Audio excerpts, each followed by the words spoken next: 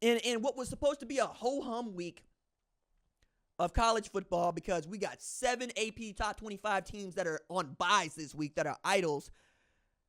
Leave it to Georgia to make something out of nothing. A Kentucky team they should have beat by 60. They win 13-12, and we got to talk about them that way. So that's part of the show today. Tonight, we got to talk about Texas, got to talk about Arch Manning, talk a little bit about Oklahoma and what's laying in wait for them apparently with Tennessee. We got to go through my top 25. You're going to get a little bit earlier because, well, we can do it earlier, and you'll be able to see that at foxsports.com with some reasoning as to why some teams were moved around, including, what I did behind Texas, or I should say behind Georgia, with Texas, based on what we've seen today and what we've seen over the last couple of weeks. And because the SEC is the SEC, we also get one more Money in the Bag. For those of y'all that are new to the show, I'm RJ Young. I host the #1 college football show. All the folks in the chat are family, the kinfolk. Some of them been around since day one. Day one was 7 years ago, September 10th. And we have been rolling ever since. Get to do this show at Fox Sports. Get to write about college football at Fox Sports. And this is who I am, man. I am up from the crack of dawn watching ball. And I've been watching ball since Thursday night. And when we get to watching ball on Tuesday night action, I'll be watching ball there too. That's what I do. And that's why I take the top 25 so seriously. And one of the reasons that I love to do this show, and we love to do this show, this is more of an instant reaction show, but we kind of load it up. And I want to start with a non-top 25 game that really had a lot of us going. And that was Colorado State getting to host Colorado after a lot of gibber and jabber, mostly from the Rams. I found this one to be quite fascinating and interesting because we got Braden Nicolosi Fowler and Torrey Horton popping off at the mouth. Now, I have been extremely critical of Colorado this year, and I will continue to be extremely critical of Colorado when it's time to be critical of Colorado. And I mean that in the negative way and the positive way, because criticism in and of itself is neutral. It's neither negative nor positive. It's about what you attach to it. So when you talk about being critical, I don't need you to just go negative. You can be critical and be positive. But in this instance, I'm going to be negative about Colorado State for the most part, and I'm going to be positive about Colorado for the most part. But it starts with, you can't be talking all this noise and then get beat down 28-9. You can't do that. We're not going to allow that. I'm going to call you. I am going to pull your card, sir. I'm going to go, no. Give me your card. You are no longer allowed in the trash talking club. You don't get to say nothing else. You've been doubled up by Colorado. Sit down, be quiet somewhere. But instead, the headline going into this week was Torrey Horton, who can't play, saying, and I quote, "We should have murdered those guys." Talk about last year. Talk about they let them off the hook as Shedeur Sanders went on his Tom Brady and led Colorado down the field in what was a dramatic game in which Travis Hunter was knocked out of the game. Okay? In this game, Travis decided he was going to be felt. He decided that he had had enough of your gibber and your jabber. He was staring down the Colorado State fans in the pregame, giving them his best mug, and my goodness, did he go off. That man had 12 catches for 90 yards, 2 TDs, and an interception. There was nowhere that any Colorado State player could go without one Travis Hunter letting them know. And when he wasn't letting them know, you know who was? Shedeur. Shedeur back to being Shedeur. We talk about this dude, and I think we talk about him from two different standpoints. It's one, he is his daddy's son. He got that confidence, and he got that swagger. But he also got game. And it's not just that he went 36-49 for 310, 4 TDs, and no picks. A Shedeur Sanders line, we're coming to find out, is throwing the ball damn near 40 times, throwing for over 300 yards, putting up 4 TDs, okay? When he's good, that's what it looks like. Also, when they're good, they ain't going to be able to run the ball well. They just ran the ball effectively well tonight, meaning I got to see Michael Welch go 9 carries, 65 yards. By Colorado standards, that's basically 150 on the ground.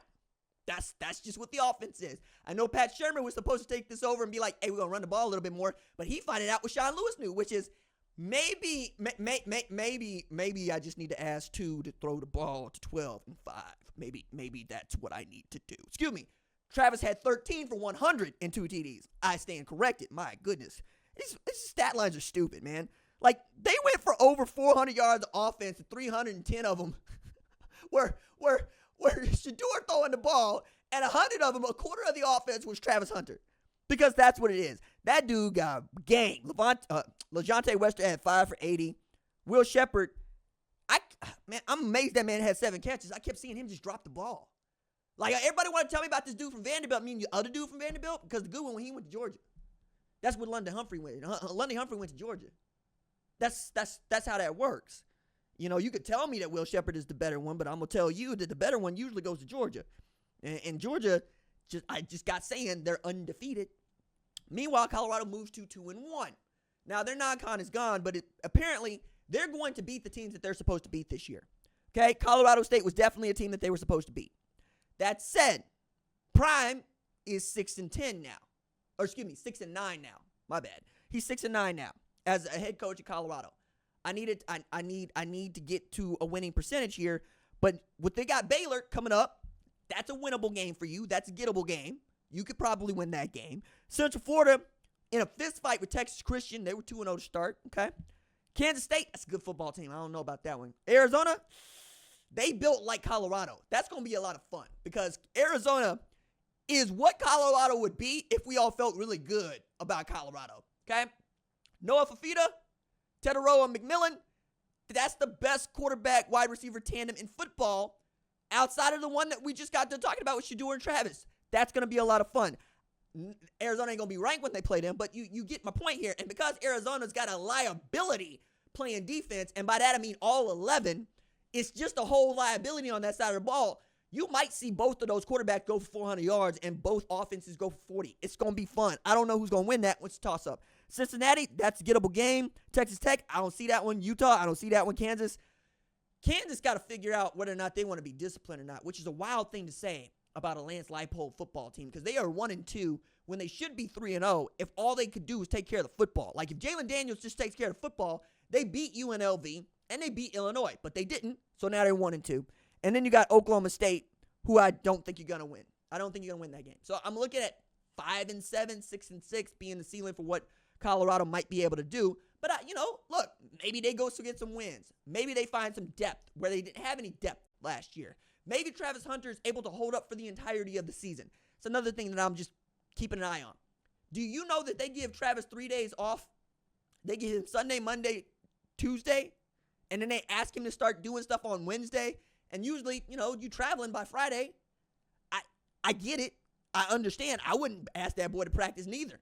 But still, playing both ways and playing over 100 snaps, that's asking a lot, man. That's asking a lot. I'm going to be curious. I'm going to be curious to find out what this is. I'm also not very enthusiastic about not seeing Dallin Hayden do anything in Colorado. I don't even think he traveled, man. And that, is in state. It ain't like you going out of the state. They got to get a run game is what I'm saying. If it's Micah Welch, fine. Let it be Micah Welch. But 19 for 109, 5.7 yards per carry, that's fine. That's fine. And that's counting the quarterback sack stats, right? He was sacked just one time in this game, which, again, anytime you can keep 2 upright, you have an opportunity to win a football game if you were Colorado. Perhaps that's it. Perhaps this offensive line is beginning to gel. I don't know. We're going to find out, though. Because once they get into Big 12 play, I think everybody in the Big 12 is capable of beating everybody else. It is top to bottom the second deepest league in all of football behind the SEC. I realize that I'm saying that as Houston went into this weekend winless, but you understand what I mean. Everybody up and down there is going to give you a hard time. There is no easy win in the Big 12, just as there is no easy win in the SEC. Hell, Vanderbilt's in the deep water with Georgia State last I checked. Matter of fact, while we here, let's see what that happened. Georgia State able to pull out a 36-32 win against Vanderbilt. That's not an easy win, is what I'm saying. And Georgia State was underdog in that one, plus 8.5. Wow. Check that out. We live in a world where Vanderbilt is expected to beat teams, like favored by Vegas. That's wild. That's wild to me. So that's one of the big non-top 25 programs that I wanted to watch. Another one we'll talk about a little bit later on. We'll go out on this one. But the SEC, again, bottom of the SEC ain't Vanderbilt. It's another team, and they're near Vanderbilt, but it ain't Vanderbilt.